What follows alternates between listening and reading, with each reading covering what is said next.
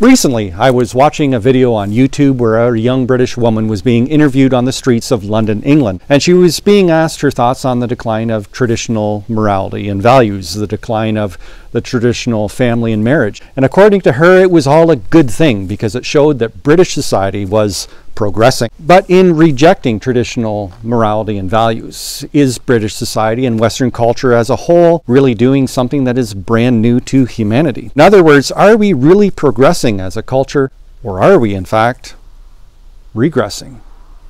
The late British journalist Malcolm Muggeridge once said that new news is really only old news happening to new people. Or like what King Solomon said several thousand years prior, that there's nothing new under the sun. Now, while the changing attitudes within Western culture today towards morality would obviously be new to the young woman who is being interviewed, they are by no means new or unique when you look at history. Like so many people, that young woman has believed the great lie, the lie that has seduced and ultimately destroyed many great civilizations in the past, that all moral restraints, responsibilities, and obligations, especially those that are meant to hem in sexual impulses, well, they're repressive. There are things that a culture must liberate themselves from and be free. And because this lie is now so widespread within Western culture, there's increasing pressure upon the church to conform, to get with a program, to become more relevant, to update the Bible to conform to today's sexual norms. And the underlying assumption behind all of this, of course,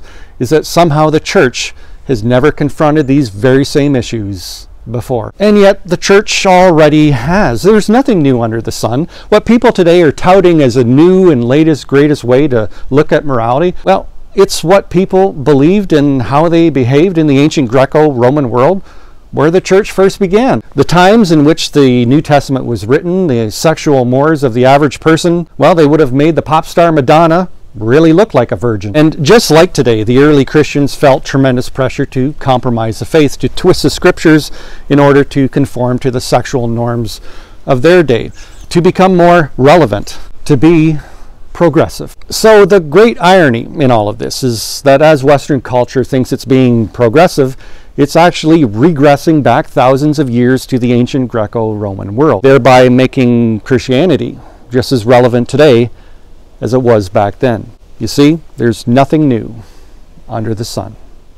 Just a friendly reminder that I don't need your money. What I do require, though, is for you to hit the share button. And if you haven't already, please go to the very top of the 1 Minute Preacher Facebook page and click on the like and follow buttons. Thanks so much, and I hope to see you next Thursday.